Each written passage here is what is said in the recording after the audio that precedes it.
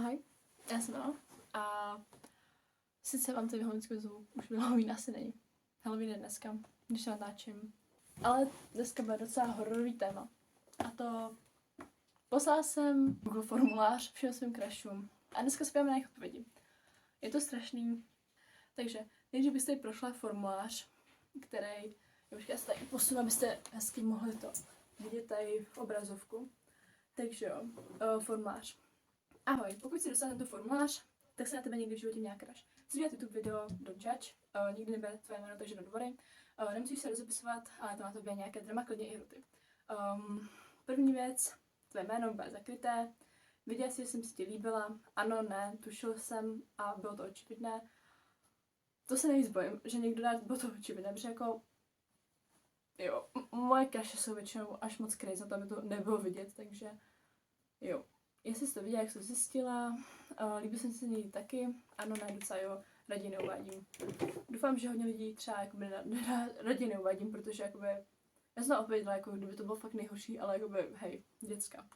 O mojí personalitu a chování. Buď tady máme hovínka, anebo on top a škálu mezi tím, takže tak. První dojem na mě, nebo názor, nejsi mě špinka na mě, něco, co mě nemáš rád, a jak moc divné je vypadat tenhle ten formulář. A poslední slova pro vás, proto nic to uvidíte. 5 odpovědí. Bojím se. Tohle je můj nejlepší kamarád. Líbila jsem se mu strašně dlouho a mně se líbil posledních... Prostě byl nějaký léto, kdy jsem mi strašně líbil. Ale řekl jsem si, že prostě spolu nebudeme. Protože to prostě je divný, jako být s naším kámošem, který máš znáš dlouho, takže viděl jsi, že jsi si líbila, cože? Viděl jsi, že jsi mi líbil. Jako, nedivím se, že tušil jsem. Divím se, že bylo to očividné, protože bylo to očividné. Pro mě teda aspoň. Jsi to věděl, jak jsi to zjistil, chování, zprávy, jo. Hodně jsme si psali, no. Když jsme se viděli, tak jsem se asi chovala docela blbě, no to je jedno. Líbil jsem se k někdy, jo. Jak vás to čeká? Mám mojí personální chování, jako jo, chápu, že dal 10, protože jsme jakoby spolu nepřikáme, takže by bylo, jako nepřikáme, protože se bavíme se. Takže by bylo asi docela blbý, kdyby mělo hovínka. První den jsme na mě, jako byli jsme ve 3. třídě. Jo. Víte, jak jsme se začali bavit? Já jsem toho cápka, já a on jsme byli nejchytřejší v první třídě, jo. Jako, dva prostě jsme měli nejlepší známky. A já jsem myslela, že můj rival, to jsem mu prostě nesnášela, protože jsem jako, prostě takhle úplně, že jako, prostě cápek má lepší známky jak já. A jo, pak jsme se začali bavit. Nejsem špinka na mě, hodně dobrých dnů ve škole. Asi jo, jsme spolužáci, takže jako, co mě nemá. Trvá ti dlouho odpovědět. No jo, no, ale zlepším se. Přísahám, že se zlepším. Jak moc to je mi to jedno. Casual. Poslední slova pro ty lidi, co to uvidí, asi je děkuju milu Bobeše. Zdravím Bobeši. A děcka, jestli se vám do těchto video líbilo a chtěli byste se vidět v dalším videu, tak dole v popisku máte formulář a vyplňte tam prosím nějaký trapný přiznání a já bych na ně ráda reagovala v dalším videu, takže jestli máte čas, tak můžete samozřejmě zapojit do popisku a vyplnit formulář. Děkuju. Další člověk, budeme mu říkat... Jo, já mám rádi přezdívku, protože já nechci říkat ty vole. Tato přezdívka pro tady toho muže, ano, je to muž, je Květák, protože měl vlasy jako Květák. Celou základku měl vlasy jako Květák. A mě se to na něm líbilo. Nekecám, takže nekecám. Viděl jsi, že se mi líbilo. Jak jako ne? Hele, jak jako, že se nevím. Dobře, no to bylo strašný. Heleně, víte, jak jsme se poznali? My jsme byli na škole v přírodě. Prostě na adaptačním kurzu, jako na 2. stupeň. A byla tam i Květáková třída. Protože jsem byla mladá, takže všechny moje crushi byly ze školy. Red flag, já vím, don't judge. Takže, a já jsem se s ním prostě já jsem ho v tu chvíli poznala, Květáka, až nějakého jednoho kamaráda. A celou jsem se s ním bavila. A pak jsme prostě, byla karanténa, my jsme se nebavili. A pak jsem byl ve škole. A prostě jedna holka, jedný holce se líbil on a mě se taky líbil. Takže jsme spolu s holkou byli kamarádky. A tak jsme se začali bavit, prostě jako bez se jako, prostě on šel do domu a capka, jo, tak jdeme za ním. A já jsem takhle koukala, jako, jak jdeme za ním. A 16. Ale tím jsme se bavili. No a dobrý, no, jak jako ne, ale... Jestli jsi to věděl, jak jsi to zjistila, nevěděl, nezjistil. No, moje personalita, chování 8. Jo, tak to je na té jako lepší škále. První dojem názor na mě. Palec nahoru. To byste měli dát na tomhle videu, ale... No to je docela fyzi. Já už snad nevím. Nejvíc než vzpomínka na mě, Genshin. Něco, co na mě nemáš rád. No. Je, hej, jako. No. Nevím, co znamená nic, jako no, jako anglické slovo, anebo no, jako že to nechci uvádět. Nezjistíme to. Pardon. Jo, fakt divné. Chápu, že je to fakt divné, jako. A poslední slova, protože lidi to vidí, taky nic neuvedl. To nevadí. Jdeme dál na další formulář.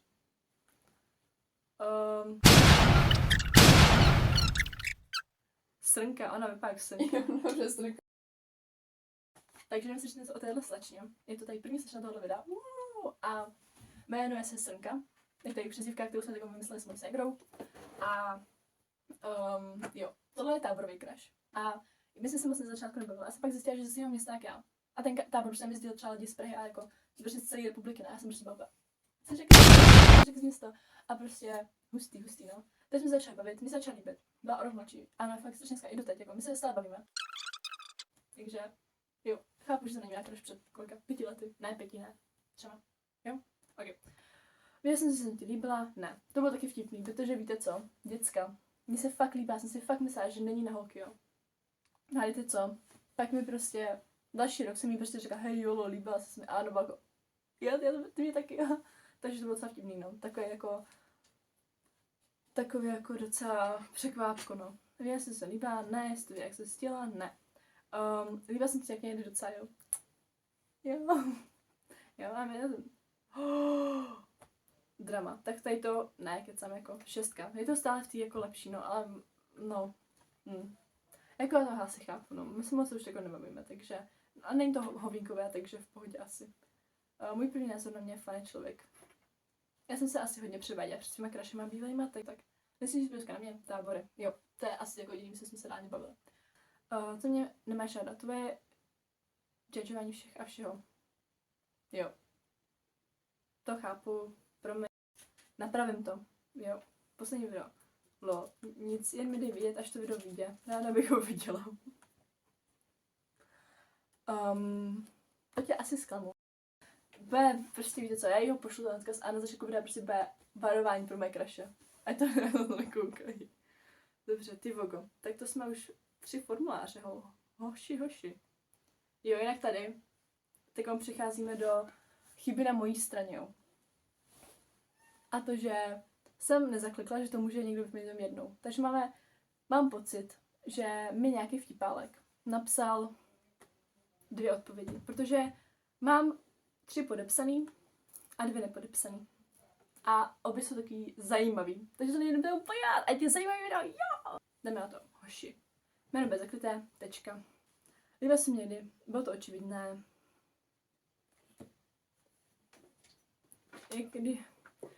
A tady to je prostě hádanka, jo. To prostě, já si přijím jak Scooby-Doo v tady této situaci, jo. Jestli jsi věděla, jak jsi to zjistila, nezjistil. Jdeme dál, třeba to začne dávat smysl. Líbila se s něj, taky lidi neuvádím. Ohnoť moji personalitu a chování, hovínka a křížky. První dojem názor mi radši ne, nejsem však vzpomínka na mě žádná. Něco, co mě nemáš ráda, nic. Jak moc bylo to, už nikdy víc a nic radši neřeknu. A tenhle ten formulář nebyl tak zajímavý, jo. A proto jsem v srdci ráda, že autorka, dovolím si říct, tady tohohle prvního, mi napsala i druhý. No takže, tvoje jméno bez zakryté. Jo. Hele, jestli jste už byl aspoň v prváku, tak asi víte, co tady to znamená. Tady tohle písmenko. A dokážete přečíst, přeložit, jaké je její jméno, jo. A to je jedno. Takže, bylo to očividné, opět to bylo očividné. Jestli jsi to věděla, jak jsi to zjistil. Chtěl jsem tě zbít. Nezbyl mě nikdo, takže asi jenom fakt chtěl. Ale prostě opět mi to prostě dává v otázku v srdci prostě, co mi chtěl autor jako říct, jako. Chápete? Líbí se mi taky, radši neuvádím. Opět hovínku. A první názor na mě. Total slovo. Hele, tady si myslím, že autor mi chtěl říct prostě, že pojmenoval se tímto písmenkem a tak mi napsal, že jsem totální písmenko, takže asi mi chtěl říct, že prostě k sobě patříme a že ho to mrzí a proto mi dal hovínkovou personalitu. Těžko říct, ale děcka. Nejsilnější vzpomínka na mě. Šoustání v lese. Co to znamená? Opět, co to znamená prostě? Jako, autor mi chtěl jako něco jako asi naznačit a já to nechápu. Nevím.